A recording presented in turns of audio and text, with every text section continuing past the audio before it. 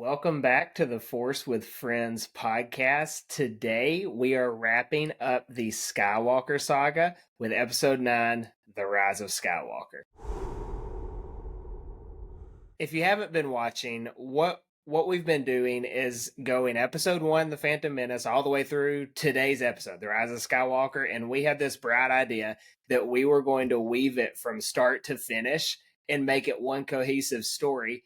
And I will say thus far, it's actually went pretty good. I have gotten a new favorite Star Wars movie. I think Return of the Jedi is my favorite now.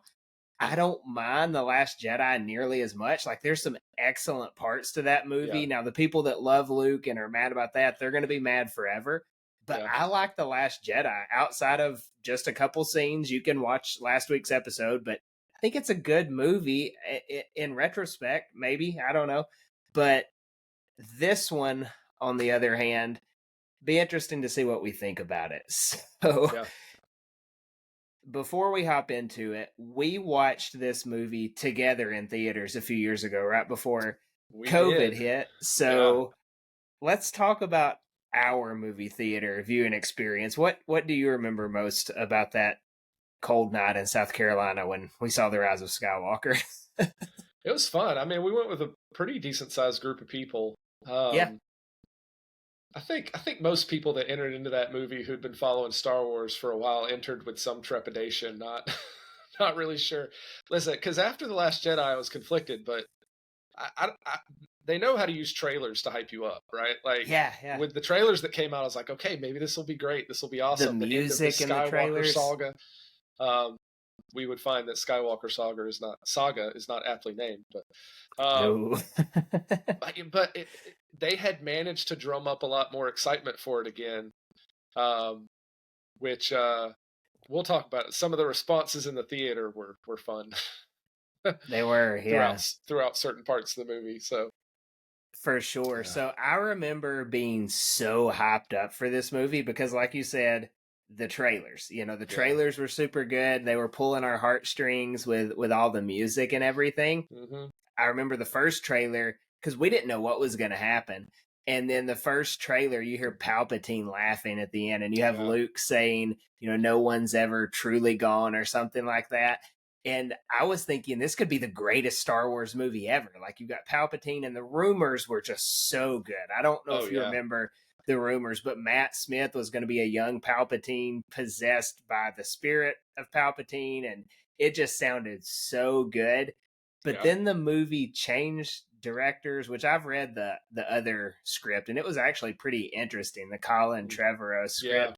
Yeah. It was good. So either way, get scrap. J.J. Abrams comes in. They do this movie in like a year or something crazy like that. I mean, they just completely scrapped it. He came up with a story, so kudos to him for throwing it together so quick. But at the same time, if you've ever thrown an essay together real quick, you know what happens. So it definitely suffered from that change of direction and lack of organization. I mean, you can feel it throughout the movie. So for sure. And side note, the fact that, and I think we talked about this as it was happening, but the entire script leaked, and Burger King in like Germany posted all the spoilers on their menu and did a commercial. That was hilarious. I read it all like a week before, and it was 100% accurate. Yeah, I remember all that. I'd forgotten about that. What a mess this movie was. But aside from that, let's dive into where we are so far. So we've walked our way all the way up to The Last Jedi. We see that going to The Force Awakens, you've got Luke Skywalker exiled. Well, Rey gets to him in The Last Jedi and ultimately brings him back into the fight. So we see Luke sacrificing himself to give this rebellion, the Resistance, a chance. Then you see Kylo Ren flirting with the light side. He kills Snoke, but ultimately assumes the role of Supreme Leader. So he kind of goes all in on the darkness. We see Finn he's not running away anymore. He's in the Resistance. We see Poe taking a more mature role, and Leia is not doing well. So she's had her little space Mary Poppins scene, which, again, one of the two aspects I don't really like about The Last Jedi. but she's not doing well. And so she's kind of getting ready to hand off the leadership to Rey, Poe, and Finn. Yeah. That's where we are. So we pick up here, and with the opening crawl and all the audible groans that we heard in the theater that night, the dead speak. So we have the return of Palpatine. Yeah. So that's where we're going to start today. We're going to start with the return of Palpatine. We're going to break it down to Luke and Leia from there. We're going to talk about the Dyad and the Force with Ben Solo, Kylo Ren, and Rey. We're going to take a dive into Kylo Ren, Ben Solo. Then we're going to close with Rey. We're going to finish off with her story. So we're kind of jumping all over the place, but it's topical. So we're going to try to see how all these themes weave together. So let's hop in with Palpatine. Somehow he's returned, all right? Famous easily line. And I'll just throw this out there. This is my least favorite Star Wars movie. So easily probably my least favorite Star Wars scene is somehow Palpatine's returned. What do you make of it? Oh, it's bad. And it's not even... I mean, the opening crawl to me is one of the worst opening crawls. Can you imagine if they dropped any of these other big, like, revealing things in Star Wars in an opening crawl the way they did with this? Like, open up Return of the Jedi with, like, we find out that, like, Vader is Luke's father. I mean, it's just so Vader random. Is Anakin. Yeah, it's so random that they just drop this right at the beginning with nothing. Like, no build-up, no... there's not really any discovery for the viewer, right? Like, I feel like this could have been cool if there's this path to discovering that there's this entity and it turns out to be Palpatine. But it's just like, hey, Palpatine's back right from the start. And then the explanation we do get is, well, somehow he returned. So this is where you can kind of see the cracks showing through from the trying to throw a movie together and the change of plans and all that. So, I mean, I can't specifically fault them. I know they had to get it together, but man, it's not good. There's a reason it's a running joke on the Star Wars internet. So it is. So we took a slightly different approach to going about this movie. Mainly, I was busy and didn't actually get to watch the movie over the weekend or the last few days, but I finished reading the book a week or so ago. Plus, I've read the Vader comics that kind of loop these together, plus Shadows of the Sith. So all of those together, I've hit some literature up to prepare for this a little bit. So I will say Palpatine returning after all this other stuff we've got. Now, I know that other stuff is major damage control. Like, that's all it is, major damage control. Yeah. But with it, if you take it in like chronological order of how all these things happen, it does make a little bit of more sense, I guess, because in this movie it makes absolutely no sense. All we're given is somehow. So we explain the somehow. You see Vader going to Exegol in the comic books, and you see him learning about Palpatine's final order, and he's like, I give, I can't beat the Emperor. So that's how he kind of gets that hardened resolve between episodes 5 and 6, where he's like, it's too late for me, there's nothing I can do, all that. That's kind of explained away in the comics. When you get to Shadows of the Sith, you learn that he's still alive and he's doing all this cloning stuff. The Rise of Skywalker novel flat out explains exactly how it happens. So he's falling into the Death Star pit, and then, or the reactor or whatever, and he's dead before he ever hits the bottom, and he has his Force essence go into this clone body that he's been making for decades. That's the official explanation. So that's how we get to this point. We learn that Palpatine has been pulling the strings in the First Order the whole time, and it's actually kind of a clever play on things. I don't know if JJ had planned this or not, but you've got Order 66 was Palpatine's plan, and so he named the First Order, kind of goes that way, and then the Final Order. It's cheap. It seems kind of lazy, but again, he had like a year to figure this out. So somewhat in character with the Palpatine of, the first 8 movies. So I'm okay with Palpatine being in another movie. It's just kind of the way it went about. I don't think I enjoy as much. I agree. Yep. So Palpatine's return, he's manipulating Kylo Ren to bring him Rey. So he wants Rey the whole time. And so we learn about this in Shadow of the Sith because she is his granddaughter and she is force sensitive. So his son is a clone. It's not actually his son, it's just a clone of him. And he turned out to not be force sensitive, but the son's daughter, Rey, is. So Palpatine wants her to do another essence transfer because his clone is running out of life, essentially. So that's his big plan. It touches back on the immortality section or portion of him in episode 3 and what he learned from Plagueis.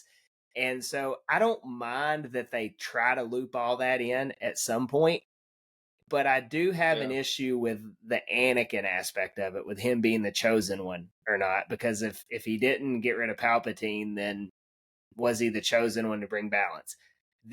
That's my biggest issue with it. It throws a big wrench in that. What do you think? I agree. I mean, because so much of the first trilogy is focused on this idea of the chosen one, right? And the idea of bringing balance to the Force, which that's one of those things that's mentioned in passing. Maybe it's intentional that they don't give a whole lot of clarity to what that means, is because nobody wanted to create. Maybe George didn't want to create a final picture of what that needed to look like.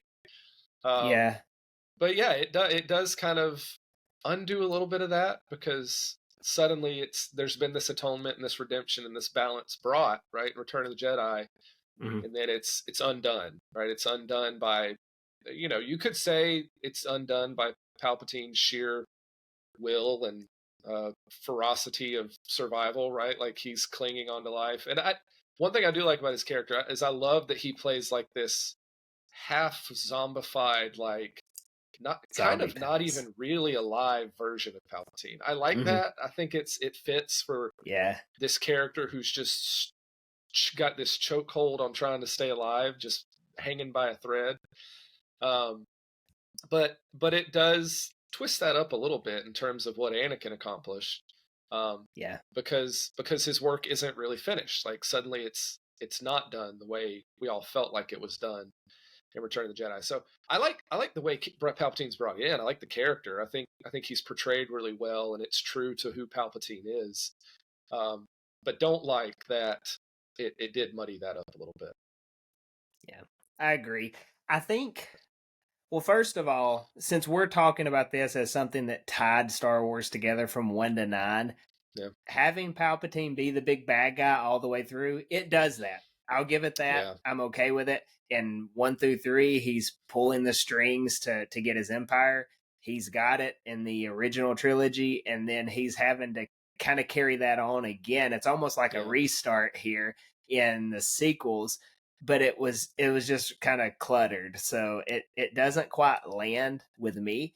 I would have preferred to seen the Skywalker saga wrap up with Kylo Ren being the Skywalker story that it goes through to finish with. I think it was sitting right there for them, and they didn't take it.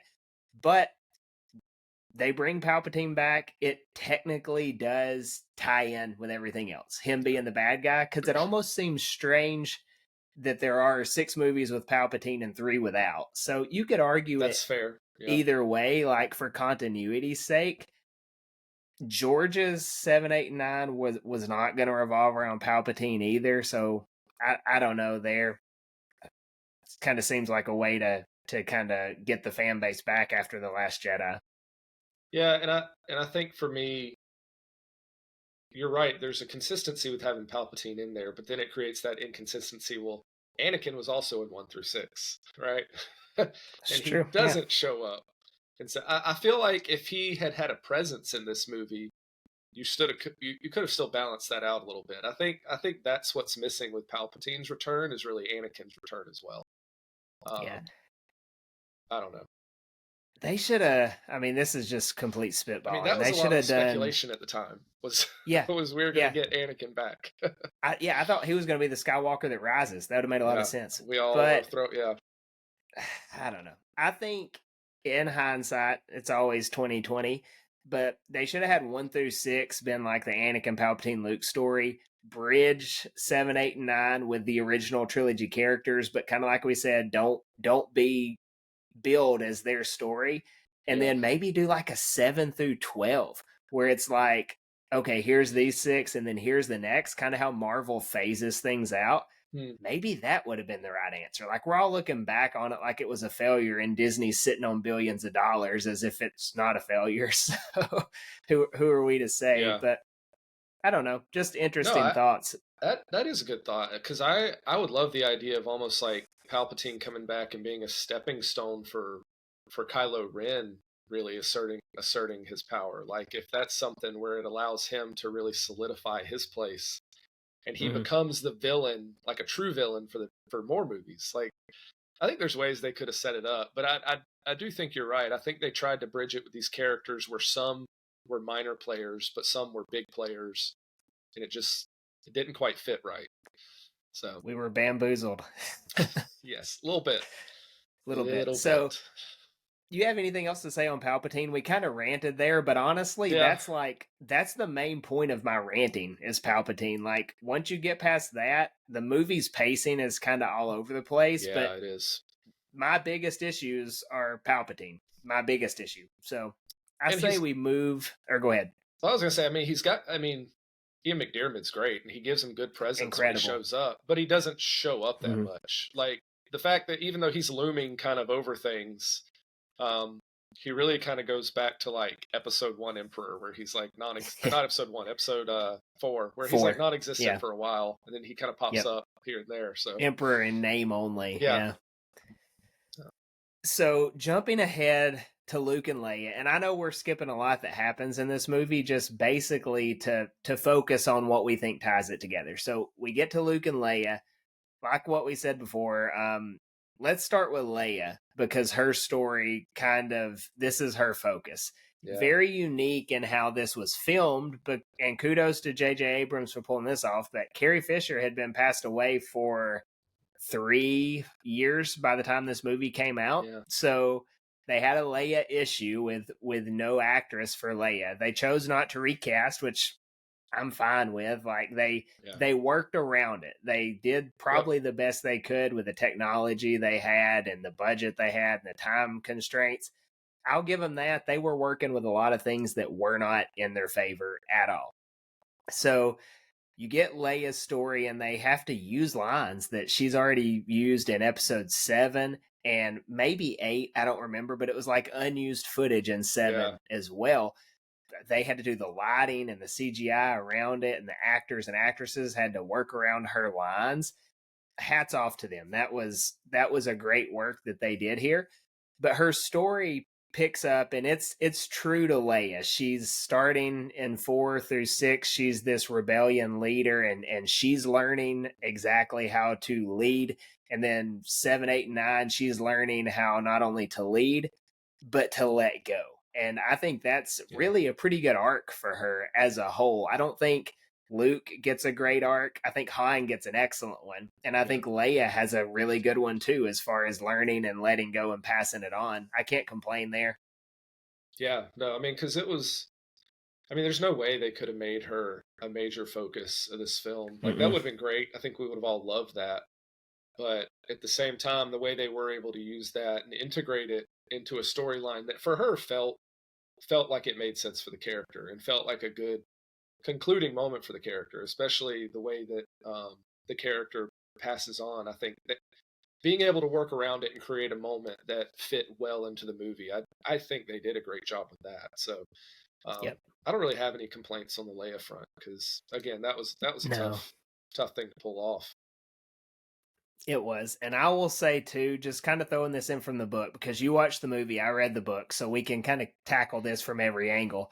The book, and I wish they had actually done this in the movie, is it starts off with Leia training Rey. The movie does. It doesn't start with Kylo Ren on Mustafar. And when she's training Rey, and really throughout all the rest of her scenes, you have Luke Skywalker speaking to her through the Force, saying it's time, just over and over and over again. He keeps saying it's time, it's time, it's time. And what he's saying is it's time for her to let go. It's time for her to move on. She's sick and hurting from whatever in The Last Jedi. And so her lesson still to learn is that this rebellion can go on without her. She's got to pass it on and let go. And so really her struggle in this movie is getting up to that point to where, okay, I'm ready.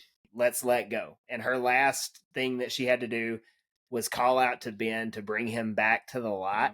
And so her story really hits that perfect arc right there of, okay, I've done everything I can do. These heroes are off doing their thing. Rey is in a duel to the death on the second Death Star with Ben Solo. It's time to bring him back. And it's going to take absolutely everything she has to do it. In the book, she's thinking back to what Luke had done in the previous movie, projecting himself. And she knew she couldn't do that. She wasn't able to do that, but she knew she could still reach it. And so she does. It's just one word is all it takes. And he hears her. And just like that, he turns to the light and she passes on. I think that's a great scene, just in and of itself. How they portrayed that up with her, and it wasn't even her in some parts of it, right? Didn't they have to use like a body double? So it may not look excellent, but they did a good job making it with what they had. Yeah, and two, we find out in this movie that she's kind of been running from this connection to the Force and from being a Jedi because she finds out it is tied to the fate of her son, right? Like there's that. Yep. I'm trying to remember specifically what it was that Luke says about it, but essentially she turns from being a Jedi because something about the end of her. Oh man, I can't remember what it was. The now. end of her training would be the death of her son. Yeah. And it was still. Yeah, and so she, in a lot of ways, we see these twins like kind of running away in different ways, right? Luke has felt like a failure. He's trying to separate himself from the galaxy because he feels like he'll do more harm, right? And then you have Leia who is running from it because all she can see is her family, right? She doesn't want that to happen. And so the fact that she does open up to it and acknowledge that it's time, and it really kind of solidifies this like legacy of sacrifice with the Skywalkers, right? Like Anakin sacrifices himself for Luke. Luke sacrifices himself to let all the people escape from Crate, and now Leia sacrifices herself to really reach out to Ben. And later we'll see the last Skywalker kind of follow that suit. Yeah. So we really find a legacy of sacrifice with the Skywalkers where they come to this point of peace and understanding that this is what I need to do and this is the best thing I can do in this moment. So I love that moment where she reaches out because that's such a huge part of the movie.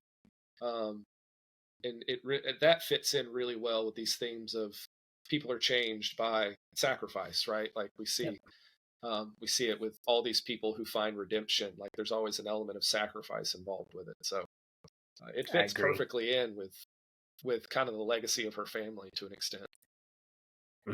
And also, I will say it even goes beyond that scene because the last, I guess it would be the last act, the final third of the movie.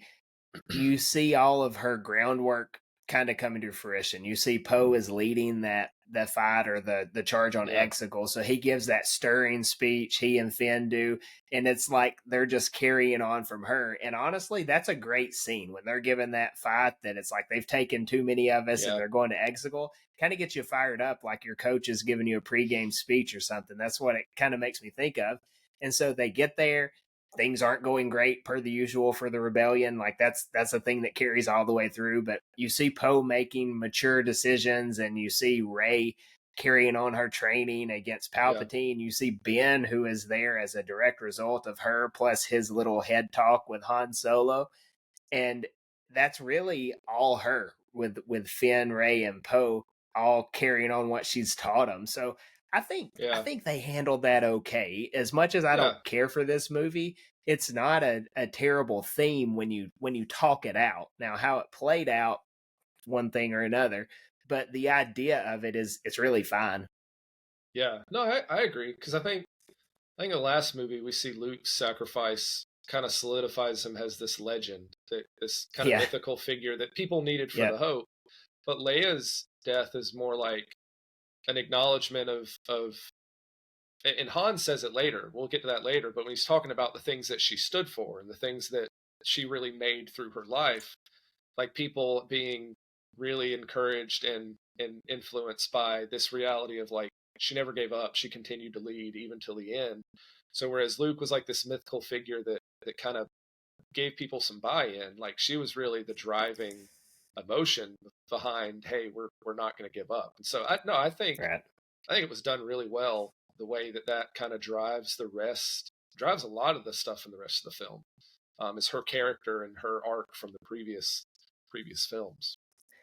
That's a really good point, because what Han Solo, at least the thought of Han Solo says, is her cause isn't dead or something like that, right? Like what she believed in and what she fought for. Yeah. And that's a really good way to connect episodes 4 through 9, is if you look at the rebellion as Leia's cause, it never truly died. And the rebellion was her cause. She's the one who got the ball rolling in the original. So I think it tied it together pretty good when you look at it that way. Her arc is great, I think. Now, unfortunate the way everything went down, just you can't help how it went down. But I think they did their best to honor her character, her story, and give us a satisfying finish for that character. When I think back on the Rise of Skywalker, I don't think negatively on any of her aspects of the movie. No, not at all. And I think as we talk about this movie, most of the issues I have with the movie are not necessarily. I think there's really good places where it connects with the previous movies, like on thematically and in terms of just some of the consistencies of it. It's just it's the rest of the stuff. It's the plot. It's kind of the pacing. And so these places where it does connect, I do think there's some really good stuff in there to where you can't just throw out the movie and be like, there's no redeeming value in it. I don't think you can do that. Like, I don't like the movie, but I appreciate some of those aspects where I can point and say, well, this is cool how it connects to these movies, and this is cool how it carries on this character and this consistency. So there are definitely those things in there. So I think if you approach these movies with the attitude of, I do want to see what's good in them, and I do want to find where they connect, those things are there. So I don't know. It's that's like kind of a random side note. It's the quarterback that threw 3 touchdowns, but it took him 6 picks to get there. Yeah, there you go. So, moving from Leia to Luke now. Luke Skywalker's story, a lot of people have a lot of issues with Luke in The Last Jedi. I'm to the point where I don't necessarily anymore. I think you don't enjoy it that much. But again, it's not what I would have chosen. But again, I'm fine with how they did it now. But in this movie, they do a little bit of an about face, and by a little bit, I mean a lot. It's like J.J. Abrams kind of took The Last Jedi personally and went out of his way to undo all of it, which ultimately made his movie worse than the other two. But, or I guess the first movie was his too, but his movie, in my opinion, is the worst of the sequels, and it's because he couldn't just take what someone gave him and run with it. He had to go back on everything. So you get Luke Skywalker, Rey's throwing her lightsaber into the fire, and Luke grabs it, and the first thing he says is, that's no way to treat the weapon of a Jedi or something. So it automatically goes back on him throwing the saber, strike one. And then you go from there, and he lifts the X-Wing out of the ocean. So it's like he is not going to stay there, like he's undoing him, sinking himself there. And so little things like that, I could have done without it. I really like the scene where he does take the X-Wing out because the music's great and it really ties back in with Empire Strikes Back. But at the same time, it's like a lot of the Luke scenes were almost so nitpicky in the fact that they're just trying to outdo whatever happened in 8, even to the point that he will not show his mechanical hand in 9, because when he went evaporated into the Force in 8, technically his hand should have stayed there, the robotic hand. And so even in this movie, he keeps that hand covered the whole time just so like JJ doesn't have to answer to that. I don't know. That just rubs me the wrong way, but he still gets a satisfying end here because the way Rey brought him back into the fight in episode 8, he brings her right back into it in 9. He says, or Rey says, I'm doing what you did. I'm hiding out here till it's over. And he says, I was wrong. Just essentially like, hey, what I did was not the right thing. Let's throw out everything that happened in The Last Jedi. It's just like they keep doing that over and over and over again. Yeah. And honestly, it was literally a week ago that I was complaining about this, but I feel like I'm becoming more okay with Luke's arc. I don't like the jabs at the previous movie. Just not that I care. I don't think it's disrespectful or anything. I just think it's just weird for the movie. Um, Yeah. So I would have liked to have seen more just focus on Luke and focus on what he felt like he had learned, because I do think we have a Luke who does understand that he made a mistake. Um, in the same way we had a Yoda who was kind of able to acknowledge that maybe they weren't doing things the right way. And in the same way we had other Jedi throughout who you look at Qui-Gon, who had a completely different perspective of the Force, like. And so I'm okay. I think I'm becoming more okay with his mess up, because it's so I'm making this longer than it needs to be. I've been reading Master and Apprentice. Yeah. And there's some really good stuff in there with Qui-Gon, just talking about the Force and deep philosophical stuff. But there's one place in there where he's talking to, I can't remember the other Jedi's name. But he says to him, the guy says to Qui-Gon, he's like, "You've made mistakes. You've touched the dark side." And Qui-Gon's like, "Well, I have, and I probably will again." Which to me, like, that's such a non-Jedi thing. Like, the Jedi are so terrified of the dark side. Like, it's like you slip and you're done. Like, that's it. That's the end. Like, it's got its hold on you. But Qui-Gon's perspective was really like, it's going to happen because it's the nature of life. And he says, that it's not like you just choose the light and then you're done choosing. He says it's basically a constant choice. Like, every moment is a choice to continue choosing the light. So when I look at it from that perspective, it really fits in with all these characters who find redemption after their fall, that they screw up, right? They make these mistakes, but there's always that opportunity to kind of come back and choose the light. And Luke, he's a character who throughout the original trilogy, like, he's really got nothing to lose. Like, he's fighting this battle to save his father, but then all of a sudden he becomes the guy who has all the responsibility and all the teaching thrown on him and has no idea how to do it. And so I'm coming more to terms with the fact that it might be an appropriate response to be filled with fear at what you've done and what you haven't done, and to run away from it. So as I look more at other things within Star Wars, I think it's given me a better appreciation for some stuff. And I really like that theme and that idea that's in Master Apprentice, that, like, the dark side happens, but the goal is that you continue choosing the light. It's not like a one and done thing. I'm going to be a good guy and that'll keep me from being a bad guy. I like the idea that choice is always there. And we kind of see that reflected in some of these redemption arcs. That was a long-winded explanation of what I was thinking, but No, that's good. And, like, I think, so a couple things on that. First of all, it shouldn't be necessary for us to have to read all these books to, like, justify things in the movie. I enjoy reading 100%. All the books. Yeah, absolutely. And it enriches the movies a lot of different ways. Like, Avaros, is that the guy you're talking about? Yes, that Jedi? Thank you. So he's such an interesting character, and when you understand him, it helps you understand Dooku, it helps you understand Qui-Gon, and you can go down the list. Things like that, and that's way off thing, but it gives you more of an idea of how this whole Force Jedi thing works in this big fictional universe. So it helps us kind of wrap our minds around it. So when you see these things on screen, it's like, oh, well, this is kind of in character with how things go. Now, anything written post The Last Jedi, you've got to look at it as damage control. A lot of it is just doing that, especially post The Rise of Skywalker. Yeah. A lot of it's damage control, but it works. Like, if you read it, a lot of it does work, and it does control some of the damage. The one thing with Luke, though, that I think I really do appreciate is when he's talking to Rey and she's saying, like, she's afraid of who she is, and he goes, "Oh, that you're a Palpatine." And she's like, "How do you know this?" or whatever. And he goes, "Yep, Leia knows it. I know it. We don't really care." Because they're these characters who, they're coming from a not so bright background. I mean, their dad was Vader, right there with Palpatine. So they're able to actually take this, which is built up all throughout the first 6 movies, and he's able to go, "Yeah, you're a Palpatine. So what? It doesn't matter. We were Skywalkers. Our dad, terrible person too. Yet we chose right." Kind of like what you said. And so I think that theme actually does hit there. Now, there's a lot going on around it to make you kind of miss it. But honestly, Luke Skywalker is the perfect person to deliver that to her. You know, someone who can say, true.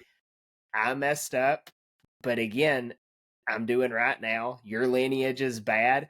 You're afraid of messing up, but you don't have to be. Like, it doesn't matter who you are. It matters who you're going to be. So he kind of pushes her in the right direction, and then he pulls, you know, the X-Wing out and gets her going on her way. So that's a pretty cool way to kind of tie her story, or at least get her story ready to be tied together. I'm okay with how that went. And then you get the awesome scene, and we can kind of wrap up the Luke and Leia portion with this. But you get that awesome flashback scene of Luke and Leia dueling early in her training. That's such a cool scene in this movie. They did a lot of things wrong, but they did this right. That is an incredible scene. And, you know, she lifts her helmet up and it's young Carrie Fisher. I mean, that is so good.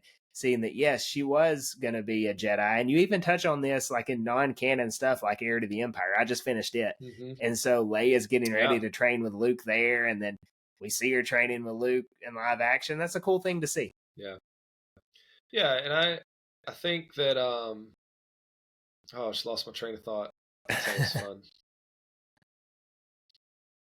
You said something. What was it? Luke and Leia training. Heir to the Empire. It's before that. Her being a Palpatine doesn't matter. It was after that. Oh no, I don't remember now. We're gonna have to keep this train moving. Yeah. Oh no. But yeah, no. Something about so one thing I was gonna say is I do think people would have accepted this version of Luke better if we had already gotten to see some of Luke in his prime as a master. I think it can't happen off screen. I think that's where it killed people. I think that's where it killed me. Is because we go from this Luke that we knew, who was this hopeful, courageous, like stalwart and bastion of like good things. And then he's not. And we didn't get to see him be that person as a Jedi for so long. So I don't even know if you could somehow go back and make that stuff, give that stuff, let us see that stuff, if this would be more palatable. But I think that's just what got everybody, is we didn't get to see that Luke Skywalker. Because I do think that Luke Skywalker existed for a long time. But then just this thing happened. And so... and that Luke Skywalker, I think, is going to happen when Dave Filoni gets his trilogy. But we'll see about that. I think it will. If nothing else animated, we'll get it. Yeah. But I think, and we'll touch on it. We'll save that last scene with Rey. We'll save kind of Luke and Leia to there. But I will say Luke being the leader. So when Rey is fighting Palpatine and she hears all those Force visions, Luke being the voice that is kind of the one that's ringing through the most to Rey when they're calling her. I think that was good. So you hear Anakin, you hear all these other people, and we'll talk about it. But the fact that Luke kind of culminates all of them, I think that's a good nod to him, because Luke is what the Jedi could never have been, right? They were all caught up in legalism, or Anakin, the dark side, things like that. But Luke kind of walks that fine line, and he's able to kind of look at both sides of things and make it all work all throughout the saga, especially the original trilogy. That's the whole thing. And so I think having him be that voice even more so than Yoda, Obi-Wan, Anakin, Mace Windu, all these people that she hears talking, Luke being the one who's actually, you know, the main guy in that scene, I think that was fitting for him as well. Kind of a nod to, he's the one here. Yeah, I agree. I think it was appropriate for him to have his voice kind of be the clearest and loudest in that. So marketing purposes as well, but you know, it works for the story. So moving into this Force Dyad, because we're talking a lot longer than I thought we would be. So this Force Dyad, Rey and Kylo Ren. So we learned that they are connected. In The Last Jedi, it wasn't just Snoke that had bridged their minds or whatever. It's this Dyad and the Force. And so you like the Dyad. I do. Like it. You don't like it? No. I think there's something really cool about this idea of these two Jedi being connected so significantly that they exist as like one in the Force. I like that. I think it's cool. The idea that he would have an opposite that kind of equal in power opposing him. I think it gives some better explanation to her being so powerful, right? Sharing some of the Jedi knowledge he already had. It does some damage control with that a little bit. But no, I like it. And I would love, Palpatine talks about, how it hasn't happened in generations.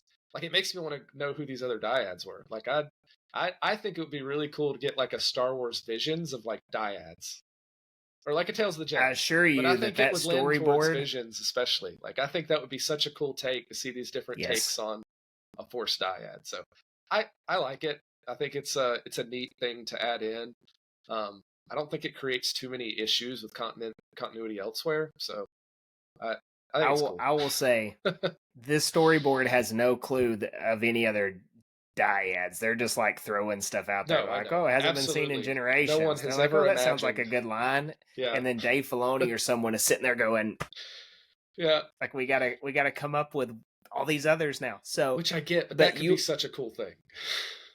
It could be. I agree with that. So that's a good point, though, as far as how it ties together. So in Legends, Anakin comes about as a response to Palpatine. Yeah, right? That's kind of how that goes down. So okay, you've got this darkness rises and the light to meet it. Rian Johnson kind of nailed that one in The Last Jedi. And so here you see, okay, this Dyad and the Force, they're kind of in tune together. You can make it work. I just kind of came out of nowhere. Yeah, don't get me wrong. I don't think it was done well. I like the idea of it. I think the idea of it is unique and cool. I don't necessarily think the implementation of it was always great.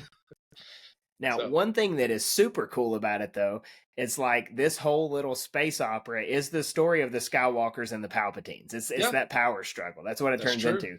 And so when you see that these two families are actually linked in the Force, that clicks. That does tie together. So I'll give it that. If you want to really say 1 through 9, how do we describe this? It's the Skywalkers and the Palpatines, and they have been connected all the way, even to the bitter end. They're still connected. So that's one way that they do connect. Again, I think we're on the same idea as this. Not necessarily liking the delivery of it, but liking the idea of it. Yeah, I can agree with that. Yeah, I think it's cool that they can fight each other in different locations, but still be in the same location. It turned out pretty cool on screen, like when they're fighting that way. Yeah, it's kind of a weird thing. It looked good cinematically. It was kind of kind of a weirder side of it, but it was just a plot device to make it to where they could find where they were. Is all that was. Yeah, a lot of this movie is plot devices. I mean, this movie's full of them. It's really most of it. So it's like every plot device. Just keep throwing it. So moving kind of into this dyad, do you have any Force theology to touch on it with, or are you ready to get into the different aspects of it?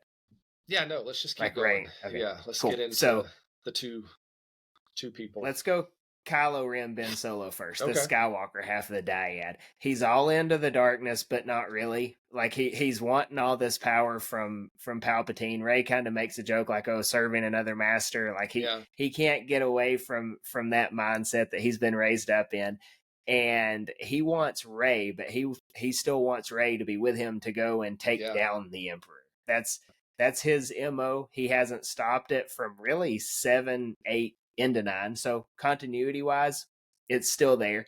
But he starts to have things kind of crack. His mask is cracked even. I think that's kind of some imagery that we get there of he's kind of a cracked person still. Maybe he's shattered. And so we finally see him, which he's not really as bad as you would think to be the bad guy in this movie. Like his turn happens really quick. And so they're fighting on that Death Star, and everything he's doing is just trying to get Rey. It's all he's trying to do, to get Rey, get to Palpatine. And so that's what's going down. And then, like we said earlier, Leia brings him back, and he has that conversation with Han Solo. Mm-hmm. I think that's the best scene in this movie. What about you? Yeah. Oh, I love it. I think Kylo Ren in this movie is a lot more like Vader. He's lost a lot of that erratic nature. And a part of that's because I think he's not trying so hard anymore. I think he actually is committed to doing this thing. Like, he wants to get rid of Palpatine. He wants to ascend to that throne, and he wants Rey to be next to him. And so I think he does have his mind set on this thing to where he's not getting orders anymore. He's not just trying to be the bad guy. He's actually got a goal in mind that's his goal, not somebody telling him what to do.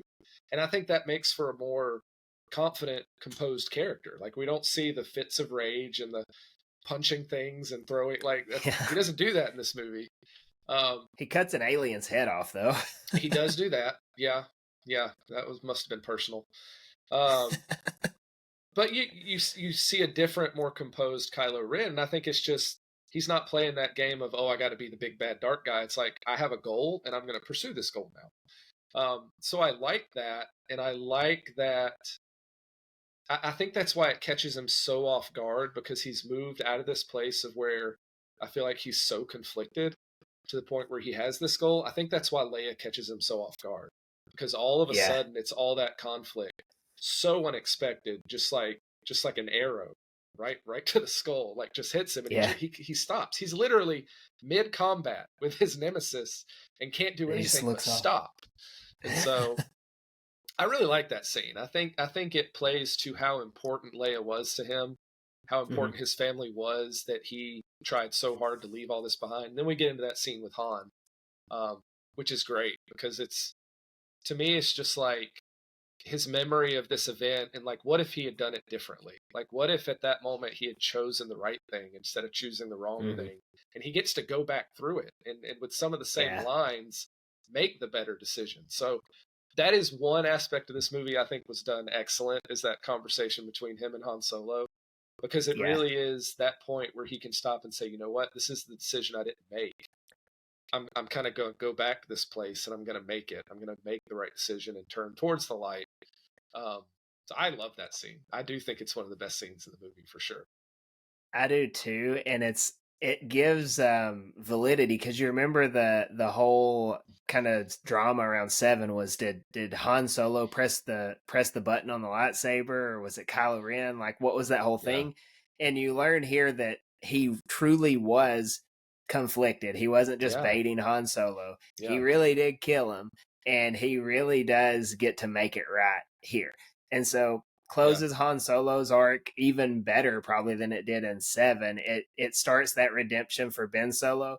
But how about the fact that it's like poetry, like George says, it always rhymes. So on the second Death Star, you have Darth Vader the father saving Luke the son from the dark side. And then here, 30 years later or whatever in the timeline, you have Han Solo the father saving Ben Solo the son from the dark side here and redeeming him from it. It's so cool just seeing that. And so that was a good imagery that tied together. It was a safe play. You know, JJ will get accused of just copying everything from the originals. This thematically, it was good and it worked. So I love that scene. I think it's great. Propels him to Exegol. We get to see Ben Solo in action with the Skywalker saber. He takes out the Knights of Ren. So Kylo Ren's theme of let the past die, kill it if you have to, that's the Kylo Ren thing, but it's Ben Solo as well. He takes out the Knights of Ren. He goes in and he's ready to take out the Emperor. And so from there, that's what happens. He doesn't take the Emperor out, but he plays a part in getting to there. So it's cool seeing that. And then ultimately his arc wrapping up with him saving Rey. So doing that little force transfer where she had saved him earlier. He does the exact same thing after that. Nothing else. That is correct. They certainly don't kiss. We're not going to talk about that. So he saves her, and in the book it actually does a good job. So it's like going through his head, he knows what's going to happen, and he's like, there's only one way I can make all of this right, because she's the only one who's been good this whole time when he didn't deserve it. And it's a nice little, spiel in his head. And so he gives her what's left of his life essence, and he's okay with it. He's like, I can rest knowing I did something good. And he does. I like that. They kiss and he dies. Yeah. Don't like that. Yeah. Now that was the second audible groan in the movie theater it was. when we were watching it. So yeah. First was the dead speak, and I laughed out loud when they kissed. But that's all we're going to talk about that. So what do you think about that whole arc? With what you just said, I do like that extra information, because I do think it lends itself to really bringing his story full circle. Because with his commitment to the dark side, there's been significant cost, right? Like he's lost. I mean, what does he have left, really? Like nothing. He has nothing left. And so this is an opportunity. Again, we talk about the Jedi thing, but like he gets an opportunity to do the Jedi thing. There's a cost, but now your cost has purpose. And that kind of goes back to what Luke Skywalker did. It goes back to what Anakin Skywalker did. It goes back to what Leia did. The idea that there's this sacrifice and the cost doesn't go away. There's still a cost for being a Jedi, but it has purpose, and it has purpose that is good for others, as opposed to the cost of what the dark side was, which was just loss and conflict and hurt. And so I do think it's really cool that he gets to make this decision at the end that honors the Skywalker legacy before him, to say, you know what, I am going to give up my life, and it's going to mean something, and it's going to do something purposeful.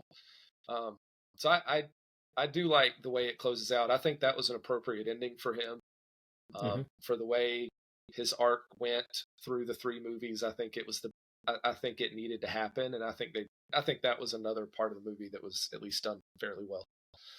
So, and he's a Skywalker that didn't kiss his sister, so that's true. That's something to brag about. It's a weird thing to brag about, but it's we're making a lot of progress. It's a small galaxy sometimes. It is sometimes. So it was his Force sister, the Dyad. I don't know. That's true too. So maybe it is the same. Yeah, it wraps his story up so well, right? Like if anything good came from the sequels, because some people will say nothing good came from the sequels. That's not true at all.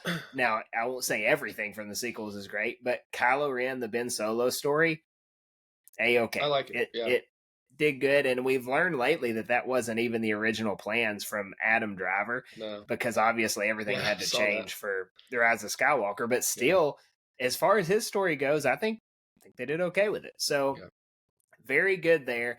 I don't really have anything to add to his arc. Like he turns good. There was no way he could have lived. Like the same way Vader couldn't just turn back to Anakin and everything be all hunky dory. Like he had to die. He had done enough bad that you can't just bring him back and be like, hey, look who's on our team now. That wouldn't fly. So Kylo Ren, same way. He had to go. So all the Reylo people out there who like, oh, well, they shouldn't have killed him. We need more of him. He was a horrible person for a really long time as far as a character goes. So there, consequences to the actions, and that's what we get here in a poetic way. But we move into Rey. This is where a lot of people have a lot of issues. But Rey's story, a lot, yeah. So Rey's story in this movie, she still has the same issues. She's having to deal with who she is or who she isn't. And so that's what she's wrestling with at first, but she's having all these dark visions, and it's scaring her because she's seeing the darkness that's inside of her. And that's actually like a pretty good Star Wars theme. Like it goes for the main character having to deal with that. It happens through all the movies. So that's fine. You got to have that to go with. But then they take a different direction from The Last Jedi, where no, she's not a nobody. She's a Palpatine. And so that's my third biggest complaint, is that you couldn't just let her be a nobody. Like it's the hand you were dealt, whether you planned it or not. It's what happened. I think you got to run with it. But instead they make her a Palpatine, which we talked about it. There is some, good story points to having a Skywalker and Palpatine going on here. But that's her next hurdle. So she's a nobody, and that was an issue. But now she's a somebody, and the issue there is that she doesn't like the somebody that she is. Yeah. So it's almost like her identity is her issue, regardless of what her identity is. She has to work through all that. She ends up redeeming Ben Solo. Like, she is the essence of what the light side is, even though she is a Palpatine, which I think is interesting to see anyways. Yeah. But she does that. She fights Palpatine, and I think we should probably touch on that scene where she keeps calling to all the Force ghosts and the ones who had gone before, because the movie starts there and it kind of finishes there as well. And she finally gets that reassurance, I guess, or the encouragement from all these Jedi that have gone before her. So we get Luke, Anakin, Yoda, Obi-Wan, Mace Windu, Kanan, Ahsoka. Mm-hmm. Who are the randos we get in there? I Ayla Sakura, is that her name? Yeah, Ayla okay. Sakura, she's in there. She was an influential character. Who else? Who else did they get to do voice work? Kiadi Mundi, was that is it? he in there maybe? No, he wasn't in No, there. there's somebody else. Who was it? I can't remember. Both there is both one of his person. brains didn't make it. Both his brains. Weird conehead guy. Yeah, no, he's an odd one. So yeah, either way, you get all these Jedi calling out to her. I could have lived without Mace Windu being in it, but either way, they're calling out to her, and she finally is like, "I'm part of this group." And Luke reassures her, and she gets up. And in true Star Wars fashion, we end the saga with Palpatine electrocuting himself. So that's what happens. We have Palpatine doing the Force lightning. She's got both sabers, so it's Anakin's saber, it's Luke's saber, and she also has Leia's saber. So everything's kind of in the fight here. Leia's saber is awesome, by the way. It is. It's so cool. I love the design. It looks good. The rose gold's awesome. It's really. I have cool. a rose gold wedding band, so I'm kind of partial. But either way, we get that nice picture there at the end of all the Skywalker weapons are there. Rey is there. It's a Palpatine, but she's choosing the light. So ultimately, the good guys have finally defeated Palpatine, which is the theme all throughout Star Wars. Technically, they defeated him once, but now they're defeating him again. So, little rough around the edges, but her story of it not really mattering who she is, that's an okay thing to kind of flesh out on screen. I'm okay with that.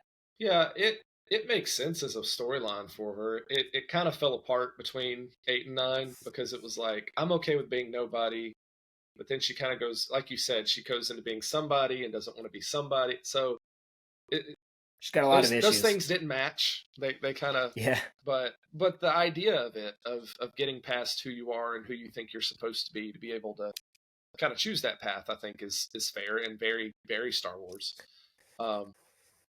I like to think in my head, this is very much headcanon, that she could not communicate with them because of her dyad with Kylo that was dark. And I don't think until he became good, it cleared that up for her. That's what I like to think. Because otherwise, why couldn't she? Are they withholding themselves? Are they just like, we don't want to talk to her? Well, that's certainly not canon, but I do like that idea. So it was Kylo's darkness. That's what I'm going to say. Once that was cleared up. Or was it her darkness? Or both of theirs. I don't know. We're just saying things at this point. The mystery, right? So either way, she does her thing, and she ultimately, you get kind of the opposite of Palpatine. She's willing to die for this cause, as to where Palpatine, the last thing he's ever going to do is die for anything. Like, he just keeps coming back. Yeah, he just clings. So he's actually dead, Voldemort style this time. He's dissolved and he's gone. He ripped off Harry Potter as well. So he's gone. Rey dies. Ben brings her back. She gets to see Ben and kiss him. Then he dies.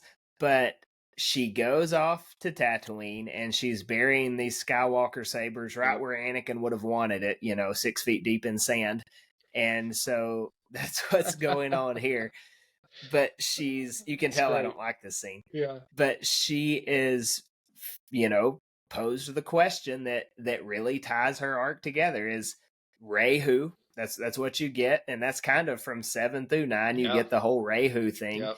And she looks off to the distance, and you see the Force ghost of Luke and Leia, and she says in the cringiest way, "Still hurts. Rey Skywalker." Still hurts. I remember being in the theater and people you felt a sense of like, don't do it. Like, please don't do it. Yes, she like, did. Don't say it.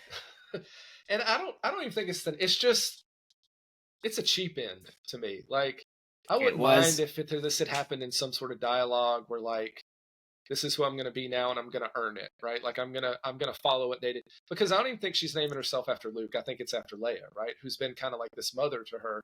So I don't even necessarily have an issue with her choosing this path. It's been about choosing your own path, but just the way it was done so abruptly and so cheesy, like there had to be a better way to present that. Is like, this is my path going forward. This is who I want to be. And I'm going to earn this title. I'm not just.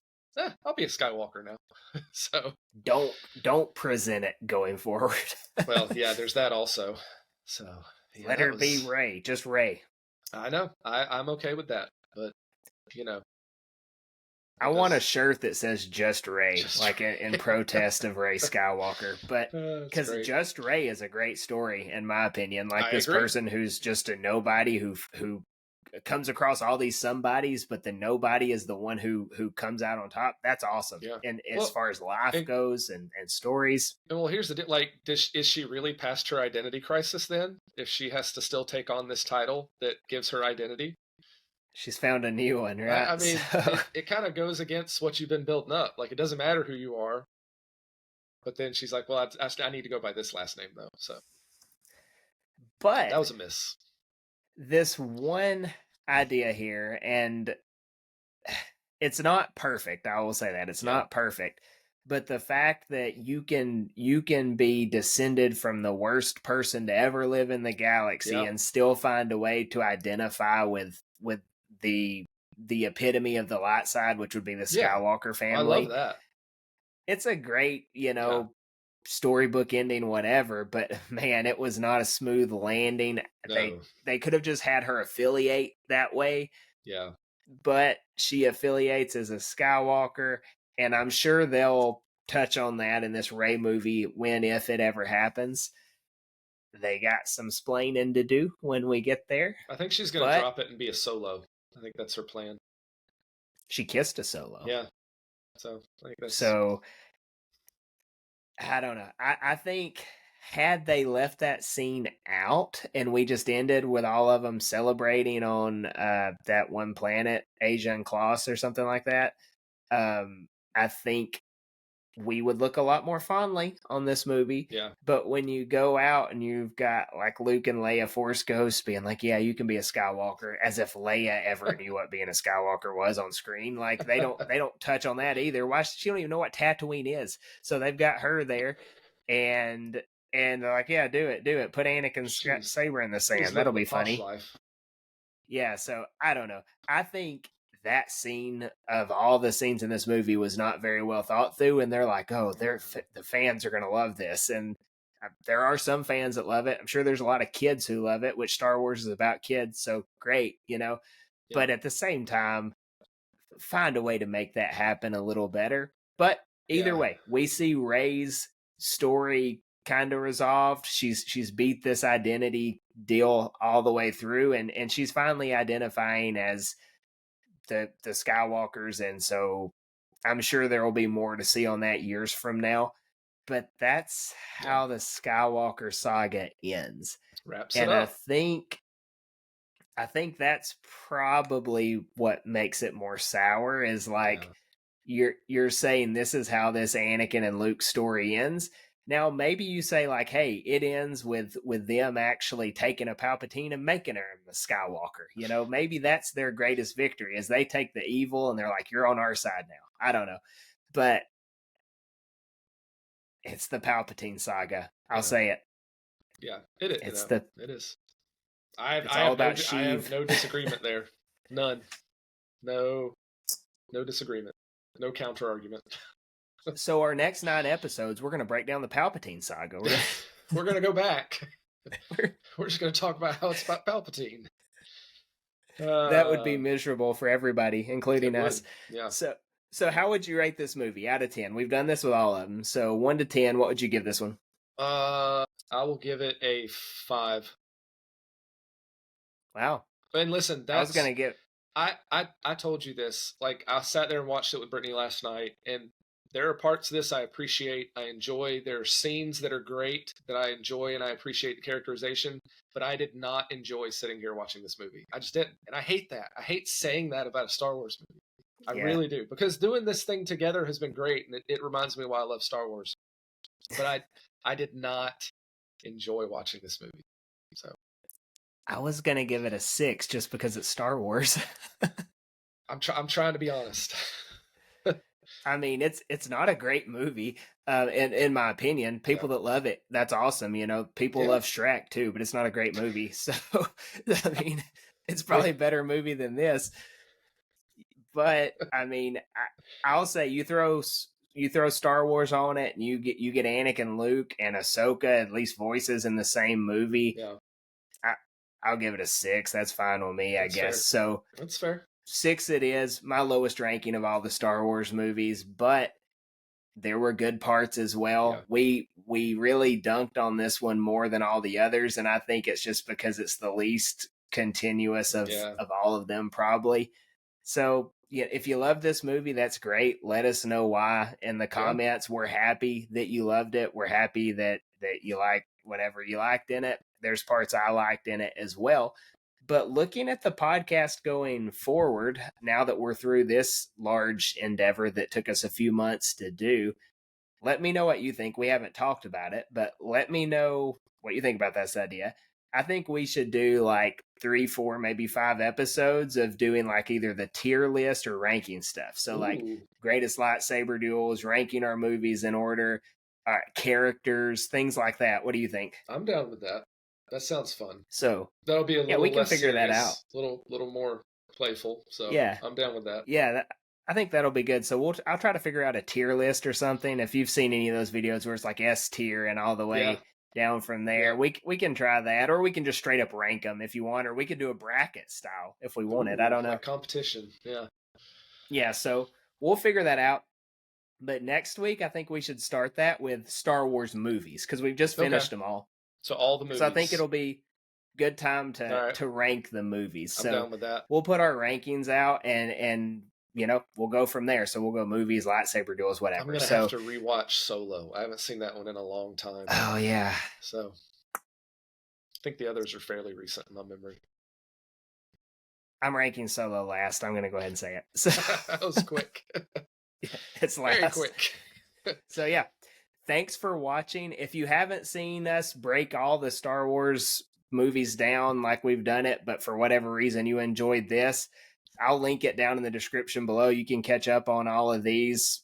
Should be a good time for you. We provide a lot of great insight, and I say that very tongue in cheek. But thanks so much for watching, and we will see you guys next week.